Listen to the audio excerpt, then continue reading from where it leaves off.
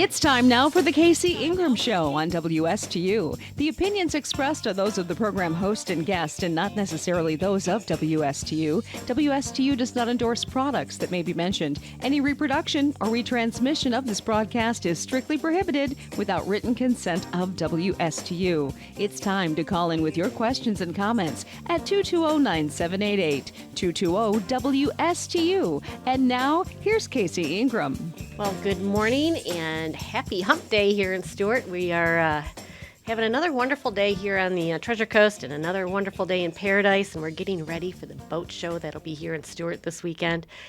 But on tap, I have a really special show, and I have a wonderful guest that I have actually been trying to get into the studio maybe even a couple of years now, and it just hasn't worked out. But we're going to have Nancy Smith here in a minute. She's in the studio, and Nancy Smith is just a wonderful journalist and resident of Martin County, very long term, that really has quite a story to tell. So I'm going to get into that in a minute, but I got to thank my sponsors first. So forbearances, working remotely, internet shopping, retail space and rental income have been hit hard by COVID. If you're looking to restructure your debt, obtain financing or equity, Commercial Mortgage can help you out. Tim Mullen at Commercial Mortgage has been providing debt restructuring services since 2003. Tim never charges a front fee and all consultations are free. Tim only gets paid if he provides you a debt workout. Looking for a debt solution or financing? Give Tim a call at 772-872-6099 or visit commercialmortgagellc.com to schedule your free consultation. And also a couple places here in Martin County that a must recommend. First one is the Fish House Art Center in Port Salerno. This is one of the neatest little artsy places, and if you're down in Port Salerno, it's right on the water, and I'll tell you what, it's really the best kept secret in Martin County. You can come by boat, car, stroll the boardwalk, explore what the best kept secret has to offer. Features local artists, an Airbnb, art gallery, boat charters, marina, and the Craft and Creamery, which has craft beers, wine, and 24 flavors of ice cream. So there is something there for all the family. You can dock with them. There's slips at the marina. Again, the Fish House Art Center, give them a call, 772-221-5482, or look them up online, thefishhouseartcenter.com. You can't beat it. It's really a super fun place to go. And also Indiantown Marina. This is really one of the best marinas in Martin County. Not only does it have a do-it-yourself boat yard, it also has a full-service boat yard, so it offers you the best of both worlds. You can do all kinds of work on your boat, electrical, mechanical, prop, shaft work, bottom painting. Good time of year to do that right now. I understand Lake Okeechobee, the locks are closed, so go ahead and get your boat up to speed and be ready to go in a few months. So give them a call out at Indiantown Marina at 772-631-3272. Again, that's 772-631-3272.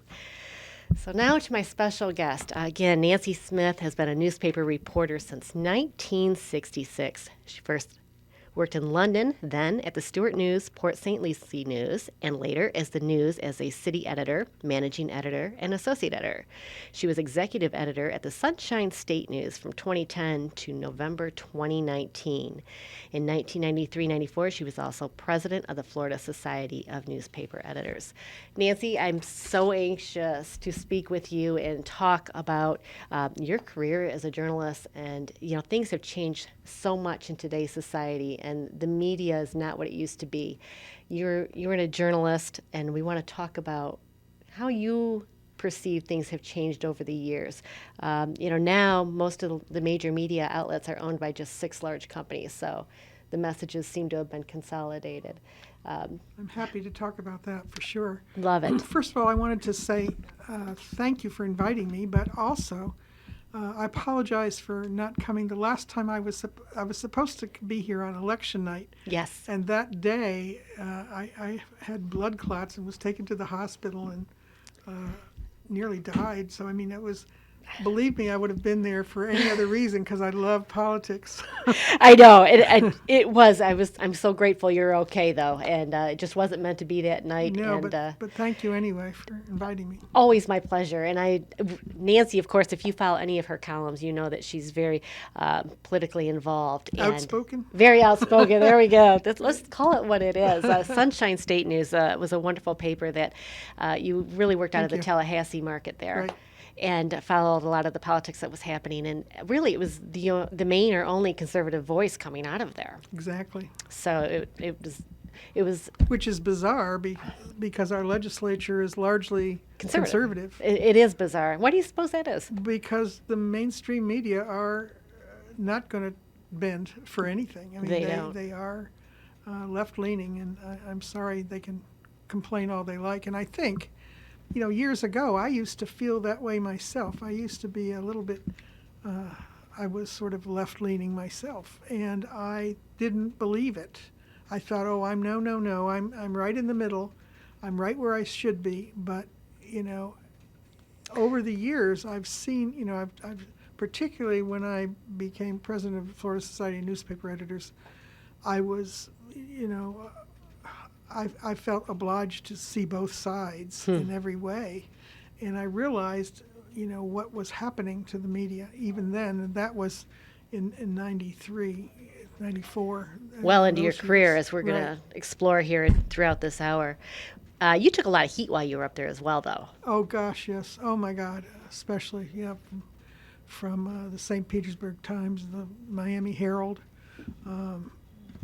All of the papers really got on top of us. They used as an excuse, well, we don't know who's financing Sunshine State News. Well,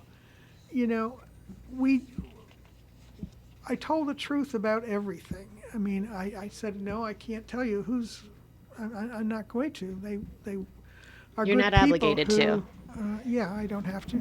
But I said, we are not, we don't take money from anybody. We just, if we don't have a lot of ads, it's because, we don't want it to look like we're bought by anybody. I felt very fortunate with the situation I was in because I was allowed to, as long as I was conservative, and it was very easy by that stage in my career to espouse, conservative theories. And what we did, we weren't bending the news so much as we were writing the stories that were untold, the stories that the mainstream media didn't tell, and they really tried to for example, they have a skit night there every year. That is, all the newspaper people get together and they put on a little play and they parody all the. Well, we were not invited to be in it. We weren't invited to be part of that. We were the only outlet in Tallahassee, and we were large. We had quite a large presence there, but they didn't let us in. Blacklisted you. It sounds like Yeah. Hollywood right here in Tallahassee. Yeah, oh no, we were. It's crazy. And now, as you're watching the media, and I'll also say some of the things you cover is agricultural related, water Yes. issues related. You would tell the other side of the story because there's one side of the narrative coming out in the main media.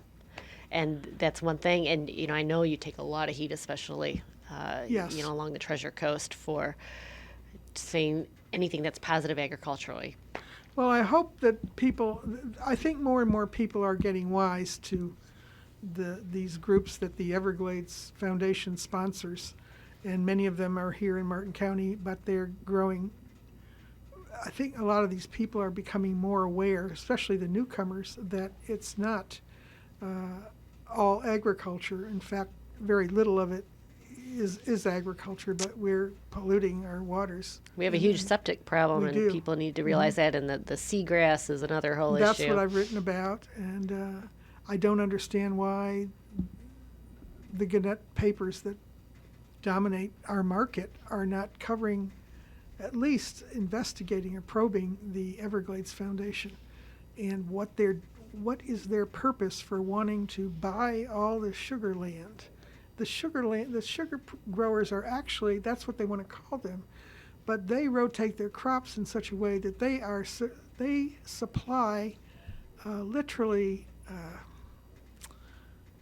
I wish I could remember the percentage, but it's a very large percentage of winter vegetables east of the Mississippi. I mean, they can feed a lot of the country. a lot of the country in the winter, And- just with those vegetables, and it just bothers me.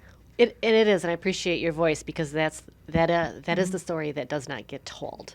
So, and Nancy, that's just one of many examples over the years, and it's we're going to cover here a little bit. I first wanted Nancy in here to talk about politics on election night, as she said, because she's so politically involved, and I love her insights. And that didn't work out, but since then, recently, Nancy had an evening in your honor, and it was a endowed scholarship for the Indian River State Community College for you and your husband in your honor, and I attended that. And the stories that were told, Nancy, I sat there, I was honestly in awe, and I thought the people that we have in this community, and Nancy's a prime example, the stories they have to tell, the careers that you have had, it's really incredible if you just sit down and listen. And I was so excited when I asked you if you would come on the show and let's talk about Nancy and your career and where it all started. So, Nancy, if you folks are listening on the radio, if you can go back and watch the show on Facebook, or you can go to my YouTube channel or Vimeo, you can reach all that through my website, thekcingramshow.com. You can watch the video of this show as well. And I stress that because we're going to be showing a lot of photos that Nancy has provided. And they have a lot of insight and special meaning. So, Nancy, I just want to start out. Let's go back.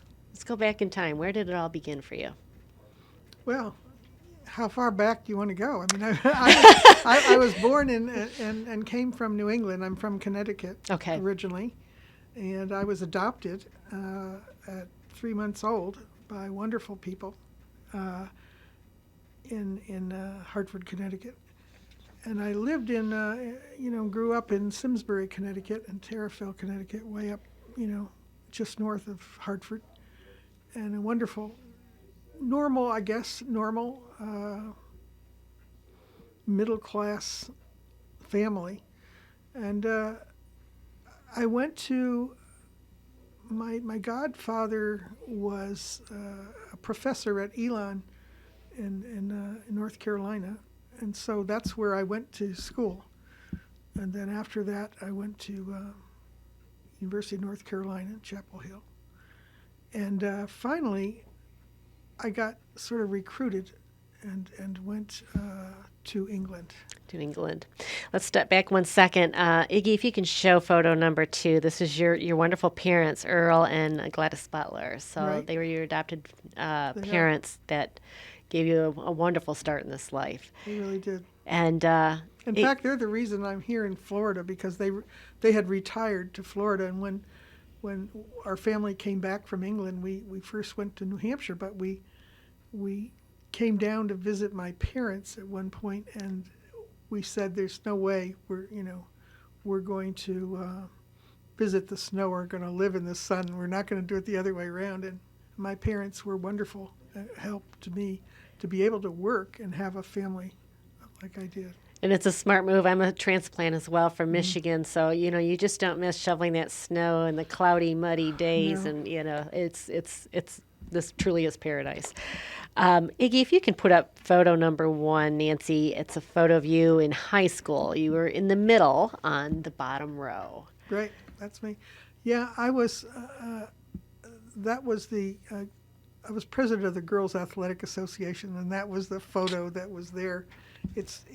That was provided to me from a friend. I really don't have all my old pictures with me at this point. I lost some in a hurricane in Katrina, which we'll get to Yes. later on.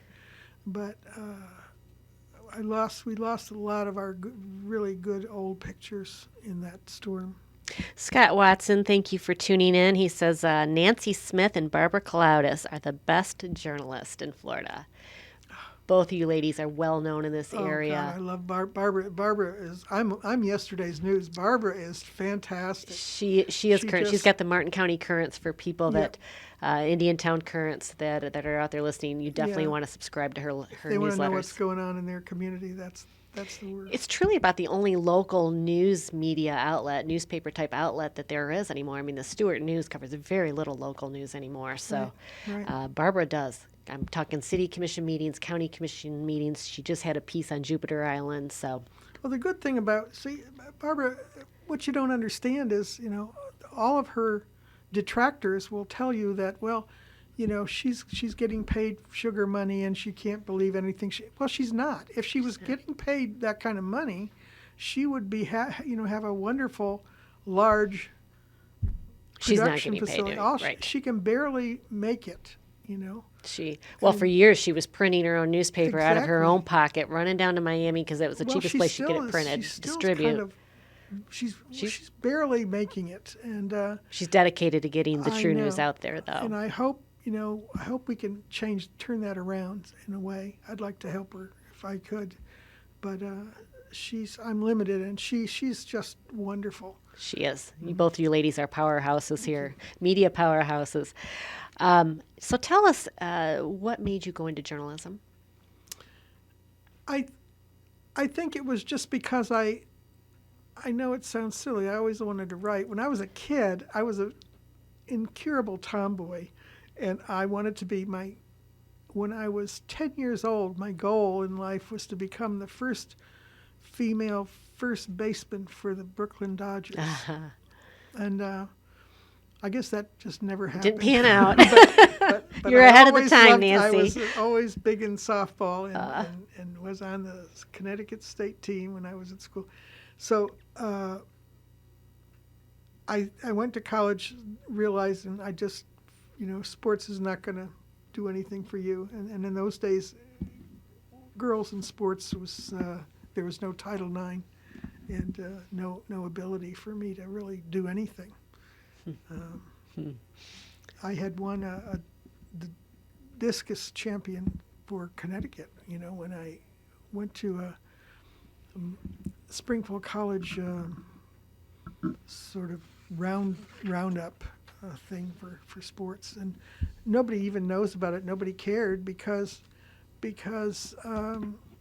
in those days nobody except Russians were throwing discus for women. So there I was. Anyway, so I went to college, and I really always liked to write, and I had some very good professors. I had a very good fellow at Elon his name was Manly Wade Wellman, who's written literally hundreds of books, and they're good books, but they're in the sort of fantasy category, and a lot of people don't know him. But anyway, he was very influential in my life. He did not want me to be a journalist. He wanted me just to write books and be a writer.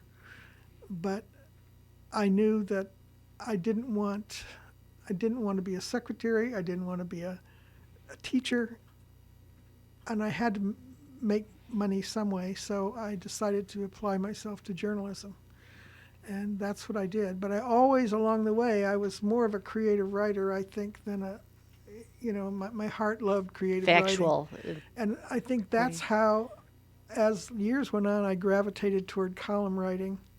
And I feel much more comfortable writing columns than I do news stories. Folks, if you watch or read Nancy's columns, she's absolutely right as you're speaking that you're creative. That's what makes your columns interesting. You're actually taking real world facts, no matter what it is, but you make it interesting to the reader, and it's because of that creative side of you that you're able to bring, the words to life, and truly the pen is mightier than the sword, and you've carried a large sword over the years, and a good one as well.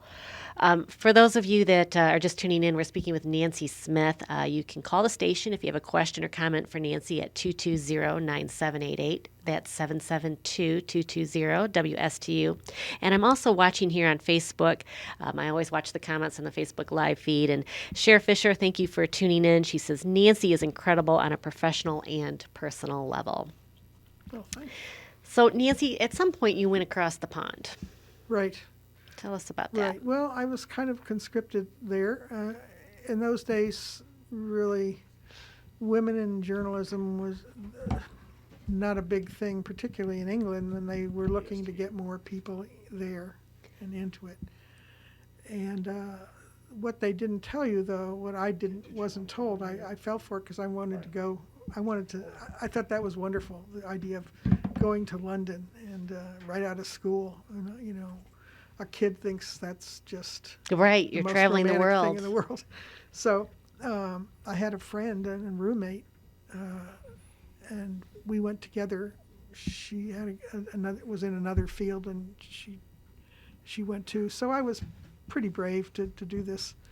Absolutely. But what happened was I got over there and I found out that the unions would not accept me, Oh, wow. and that was really Why hard. was that? Well, they didn't want foreigners there. Foreigners. That was what they said. My paper said no, they really just don't want women, and they're going to discourage us. But it was a big fat battle, and I felt sort of deceived because I thought this was all set, and I was okay. Anyway, we went for a time to we went around and traveled a little bit in the meantime over the next few months, and then we went to Tangier, Morocco. Iggy as number a 3, if you could put vacation. that up. We got a photo of Nancy in Tangier in 1967, and you were just 24 years old. Yes, and at that point was the first Arab-Israeli war broke out. Wow. And the Jews were exiting via the port of Tangier, and these friends from the newspaper that were before called me and said, "You stay there and try to write some things from there and for us to print." So that's what I did, and I got to be. It was a very creative assignment, when you interview Right. people with a true story, and you know the life you lived has been so sheltered, and so it was a big part of my growing up, I think, to see those people and hear them. Really opened your door to Yeah. the future of what you would be doing. If you can take a moment here, Nancy, and put your headset on. We have a call here. Charlie from Palm City. How are you doing today, Charlie? Very well. How are you doing? We are doing well. You are on the air, and we have Nancy Smith here in the Yep. studio. Yep. Hi, Nancy. How are you? Hi, Charlie. Hi. Listening to you, we had a lot of the same, life. And anyway, I grew up on Long Island, but I spent 26 years in Connecticut. Ah, I worked for the Hartford Advocate for a few years, trying to get into the Hartford Courant. right. Finally got into the Hartford Courant, sold advertising, and Marty Petty was there. Did you know Marty Petty? No, I can't Because say I she did. went to, you mentioned that you worked in Florida further up, but, and then I worked for the Stuart News when you were there. Yeah. I can't remember the publisher, the little short guy, with Bob Brunges. I networked with Bob Brunges. Did you know Bob Brunges? Oh, sure. Yes. Of course. He yeah. was when I And, was there. He was the advertising director. Yeah, well, I gave him a call because the Palm Beach Post wanted to hire me. Yeah. And he said, "I don't want to talk to you. I want to hire you." So I drove down to a job. I worked for Sherry Propus. Yeah. Remember Sherry? Yes, I do. Yeah. Good. So I loved the Hartford Courant back then. And you're right. They don't have local news anymore, just like the Hartford Courant. It's No. all Chicago news. Right. Well, that's what happens when the real owners of these things are hedge funds. Right. And they own a hedge fund owner just own. They own conglomerates of them. Yeah. They've put them all together. They own McClatchy, which owns the Miami Herald too, and some of the bigger papers in the country. And they don't care. They just want the bottom line, and so they dictate what you do, pretty much. Yeah. Well, I think you had a wonderful career, and you're still working. That's wonderful. Yeah. And God bless you. Thank you Hey, very thank much. you very much. for I really appreciate your what input. you've done for Florida and people. Thank you, by Charlie. the way, I wanted to tell you that our family was actually we read the Times the Hartford Times. I grew up with Yeah. an afternoon paper for some reason. On my Arch parents- Street. On Arch Street. Yes. Yeah. I opened up the Arch Street Tavern when I was working for the Advocate. I sold them their first Oh, no ad, kidding. their first contract. Wow. But I loved Hartford back then. Yeah, that I was really something. did. Yeah. Nice, small little city. Oh yeah, my grandfather was worked in Honus's. Remember Honus's, the oyster house? Oh, Absolutely. And how about the South End when the Italian people were down there? And Oh, that was that's all cool. changed now. Oh, That's that was so neat. very Hispanic. Yep. I love their food. But the South End back then with capriccios and carbones and all of that, It's wonderful. a rough city now. You two are bringing up some really good memories, I bet. Sorry. Okay, We Charlie. had an Italian festival that everybody went to, right, Nancy? Yes, I know. Absolutely. All Charlie- right. Well, God bless you, and I'll bless you, listen too. off phone. Charlie, Take thank care. you so much. Bye. Oh, that's wonderful. Thank you, Charlie from Palm City. You know what? We are already halfway through our hour, and we've covered about 10% of what Sorry, I I'm had so planned. sorry. So Go ahead. no, please don't be sorry. The story is so fascinating. But let's Just tell me to shut up. No, I will move not. on. Absolutely not. I'm going to have Please. you back if we run out of time, Nancy. So I do want to move on to Ian Grayson in your story. And Yep. Iggy, if you can put up photo number 4. Yeah, Tell us about Ian. Well, that's what happened. What happened? We were at that point where what they did was they decided to keep the idea going that I didn't have to work in England. From Tangier, you were. Yeah, Mhm. and so luckily, I had an American passport, which made it very easy for me. I keep telling everybody it's better to be lucky than good. Right. And I was lucky to be an American at this point because the Vietnam War was raging, and they wanted this was the Observer newspaper, and they wanted me to cover Vietnam, Okay. and they wanted a reporter in Vietnam. And you're in your mid-20s at this point. I'm very young, and I mean, I don't think they really hadn't explored it a whole lot. They just wanted to get somebody over there. So, and I was the one. And this Ian was a photographer there who volunteered for this job. He had a family. He was very young too, a little older than me, but he had 2 little kids and a wife that loved him, and he just wanted the experience. This was a real career move for him, and he went there with me, As the photographer. and I wasn't there too long before I realized. I did some stories on the defoliation program with Agent Orange, and I did some other things. I was sent to Da Nang. Da Nang was the place. Okay. But we started to notice some things that were going on with smuggling drugs from there, and we decided and got permission to do a series on drug smuggling from there, and we discovered that it was going out in body bags, Wow. and it wasn't necessarily going directly to the U.S. It was going to Germany and other places along the way before it got to the U.S. And we could only do the part from Vietnam.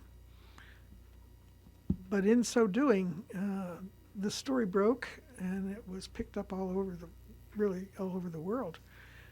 But what happened was the Americans were court-martialed. There were court-martials that ultimately took place. Now, rang out, and Ian fell, and I was right there with him, and he died. And I don't think I ever got over it, but I particularly didn't get over it then. And my paper called me back, because I was really not in any good state to continue at that point. And so I went home. I came home and stayed with my parents for a while at that point. And not long, a couple months, I think I was here. And then I went back again. But I didn't return to Vietnam after that. And it was just hard to do. And I wish I could have pulled it up for myself to do it, but I just couldn't do it. I was very affected by that. Absolutely. And, and Ian Grayson, thank you for being there and sharing with America what was going on. And it's all these years later. And I'm glad you're here to still share his story. And I can't imagine how tough that had to be on Nancy for you. And this is the perils that you journalists go through when you're out in the field. And Ian Grayson paid for it with his life. I still hear from one of his kids. Still, that's wonderful. I mean, they're adults now and grown up, but you were there with them, and I'm sure there's a connection that'll never. They want to hear stories. Right. So you, after that, you had to step back for a little bit, but then you got back into journalism. And another photo you sent me, I'm trying to go in order here a little bit, was from 1971, covering SHAPE headquarters. What is SHAPE headquarters? Yeah, that's the Supreme Number 5, Iggy. Headquarters of the Allied powers in Europe. Okay. And that's still going on today. But this was, they just sort of opened in Casto, Belgium. They just, didn't have a very large presence until this place. And so this was very early on. And what were you doing there? I was just covering. Covering stories. Again, I was better out of the city than in the city. In the photo here, you're with a British diplomat. You don't Yeah. recall his name, but you're. I'm sorry, I don't. It's in 1971. So, Yeah. And then moving forward, I think something monumental happened in your life, and very, very important, and that would be May 11, 1974.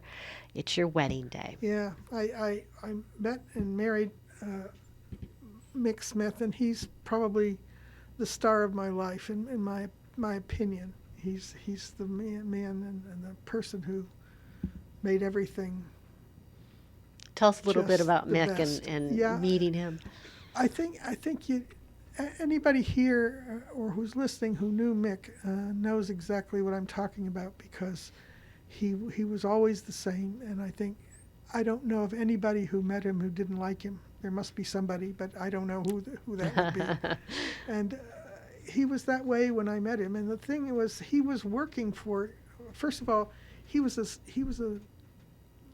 student, a late student. He was in the RAF, and he was an aircraft electrician. And then he was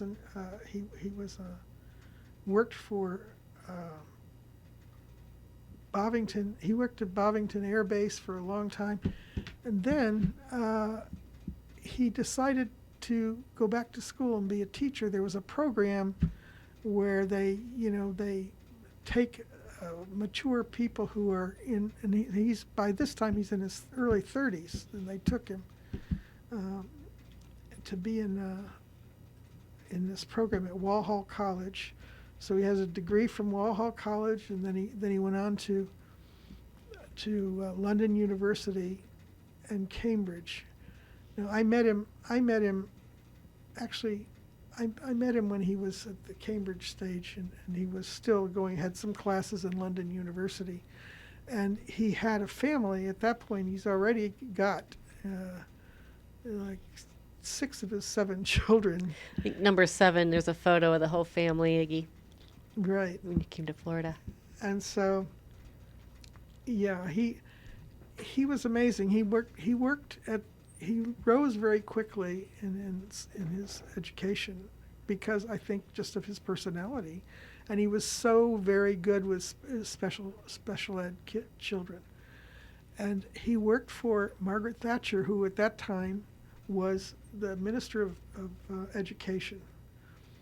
And she was his boss, and she appointed him to a large school for special education in London, in Finchley, North London. And I say that, and I'm telling you all this because the most amazing thing is when we decided, and we got married, and we decided he was divorced and was going to, had custody of all of his children. And we decided to bring him back to this country. That had to be a big decision.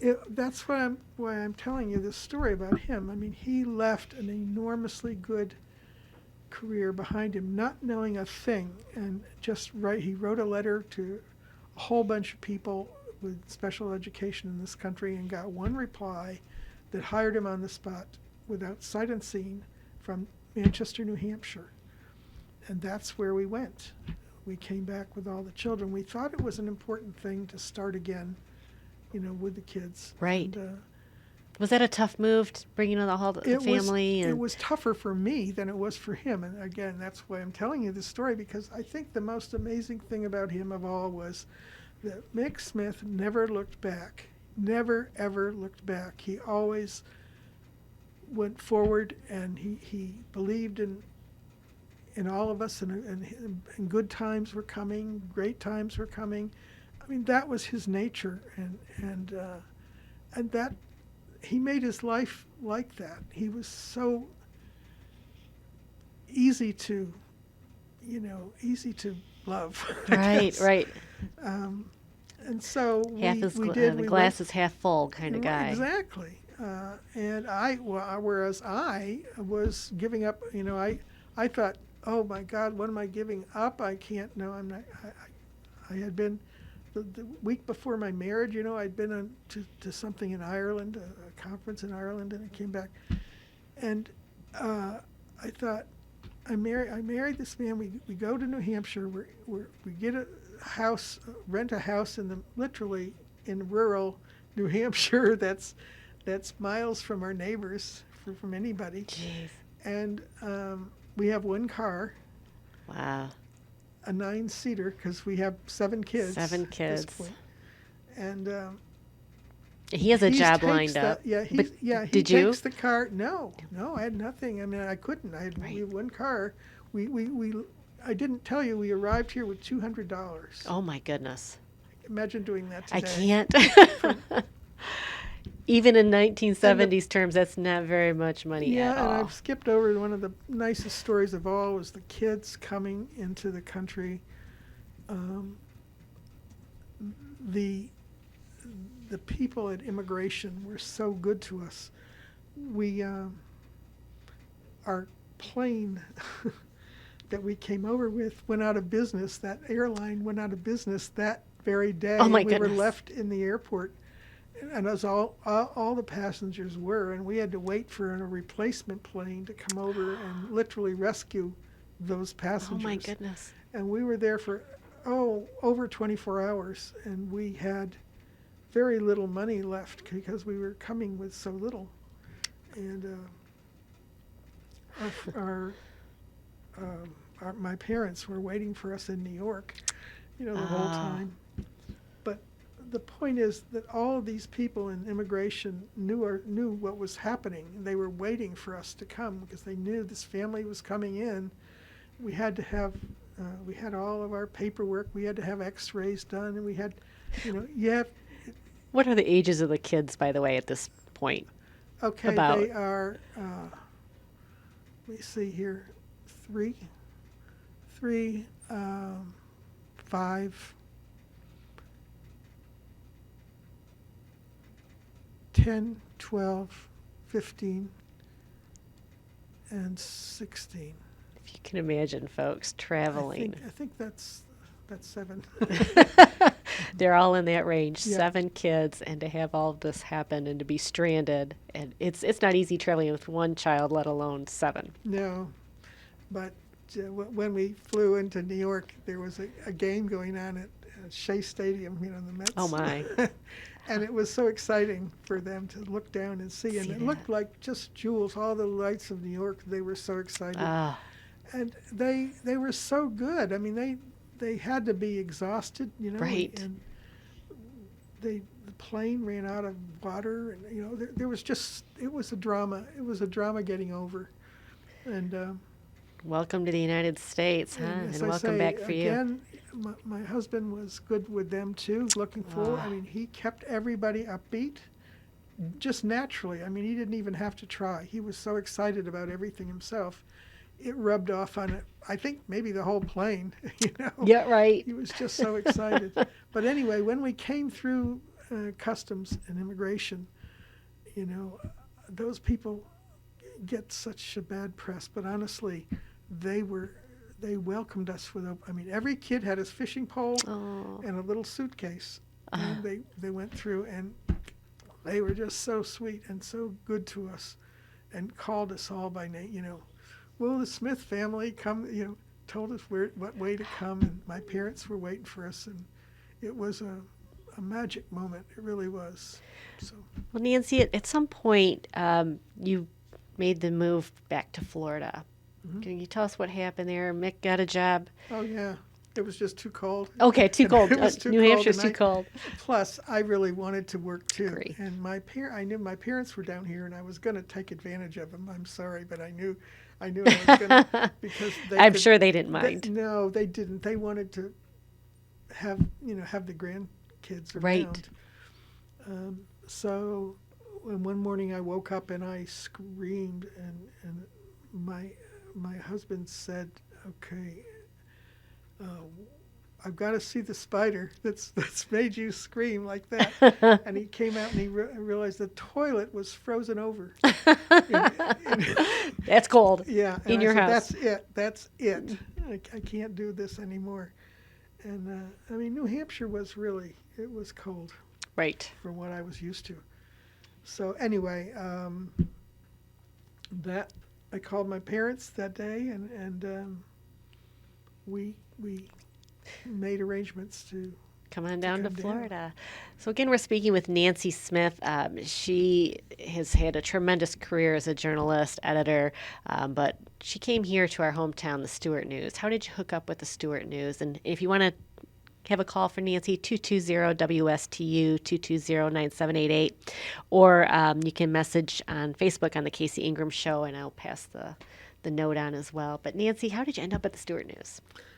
Well, actually, my father went to the church in Palm City, a congregational church there on the water, and one of his friends there was Brad Woodward, and Brad was there for years. He was actually there longer than I was there. He was a pressman, Okay. and he still is. He's still around there. He's not still a pressman. He's retired, but he said, well, my father went to him and said, "Do you think there'd be anything at the Stuart News?" And Brad told him what to do. He said, "Don't go to personnel. You want to go right into see the editor." And that's what I did. And Tom Weber, I saw Tom Weber, and he Number hired me on 15, the spot. Iggy. He hired me on the spot. Hired you on the Yeah. spot. And we had And that I was think a good relationship for all those years that I was there. Which that was 77. Yeah. Give so people a I time was there frame. 28 years, and he was, trusting of my. I'm sure you had a lot of stories over the years at the Stuart News. I know Oh, you my God, supplied a photo the day, Iggy, it's number 14, moving day, the day in 1990, the Stuart News staff vacated our East Ocean Boulevard site to move into the building on US 1. And that photo's courtesy of Joe Noble. Yeah, if you can see all those people there, I just thought that would be an interesting one, because a lot of those people, a lot of folks would still remember them.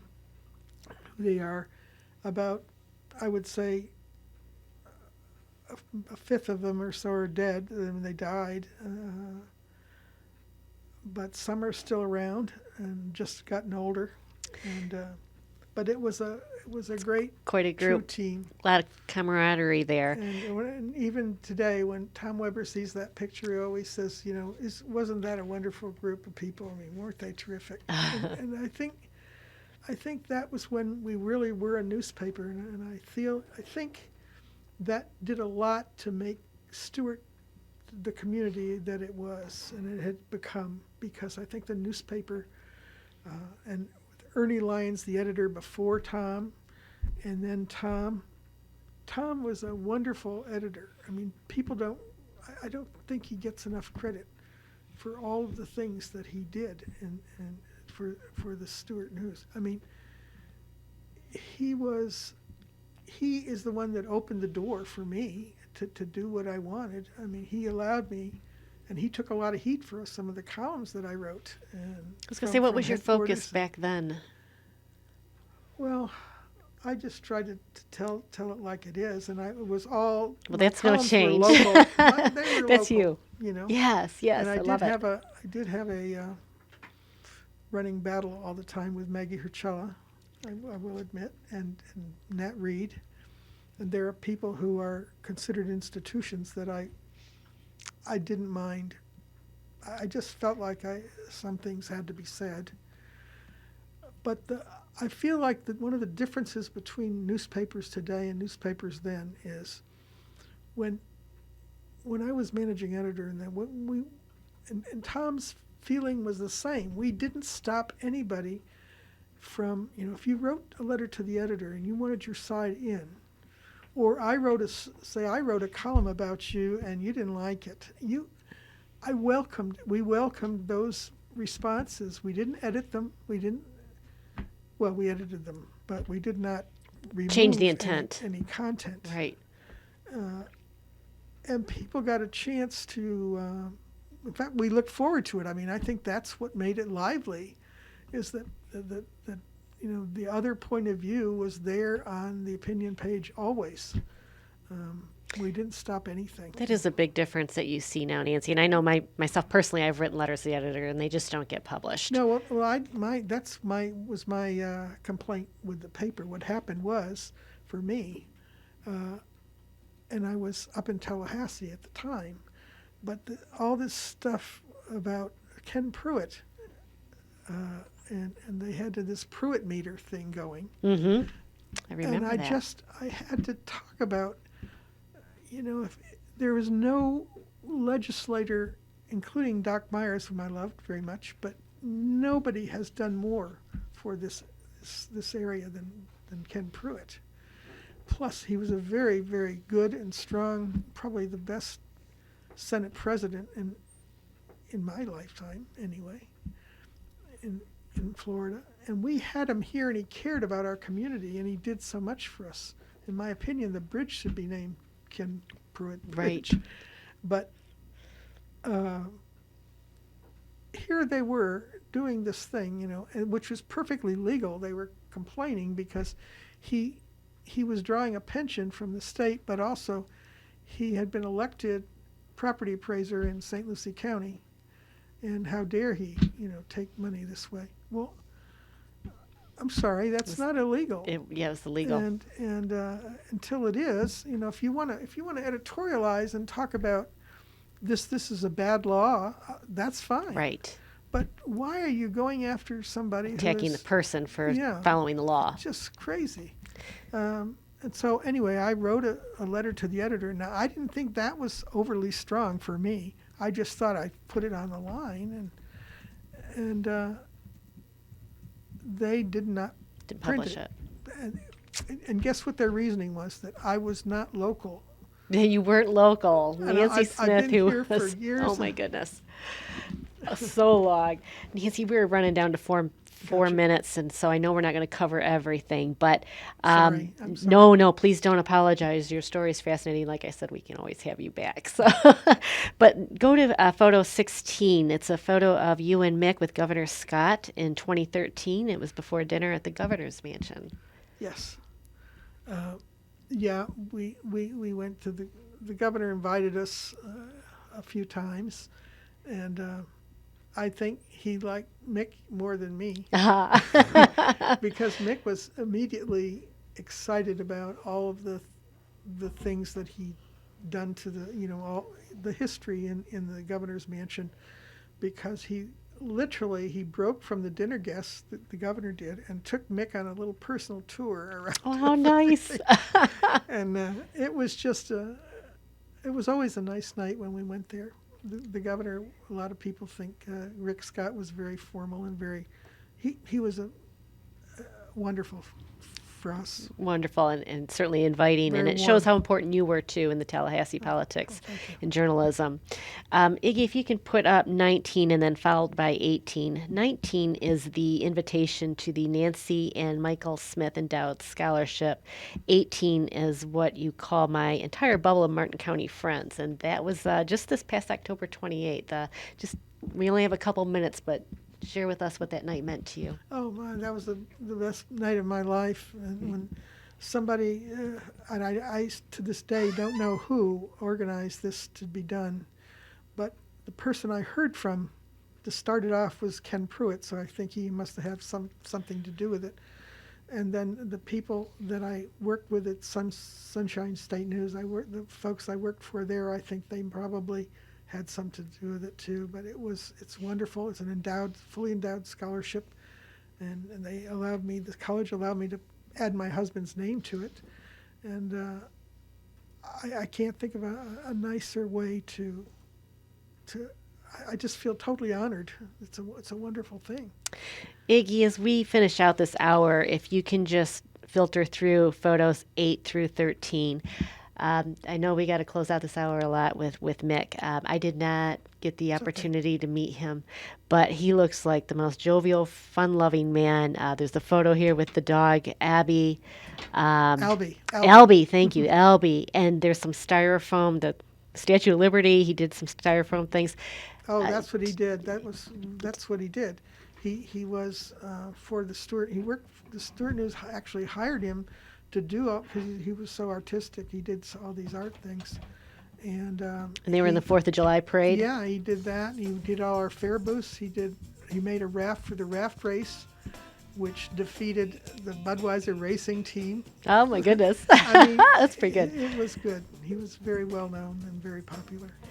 Well, we had the few photos there. Also, you were taking a vacation in 2007 with your sister-in-law, but it looks like you and Mick had a wonderful, wonderful life. And Yeah, we did. Nancy Smith, thank you for coming in today, sharing with us Thank your you. life, I'm sorry your career. It's so disjointed, but No, not at all, not at all. It's Thank you. such a fascinating career, and you can't put this all into an hour, Nancy. So Thank you. Appreciate it very much. Next week, we are going to have Dr. Millay on. He is the superintendent of Martin County Schools, this people's superintendent, and hope you can tune in, and that's Wednesday at 10. Thanks for tuning in. Thank you, Nancy Smith. Thanks a lot.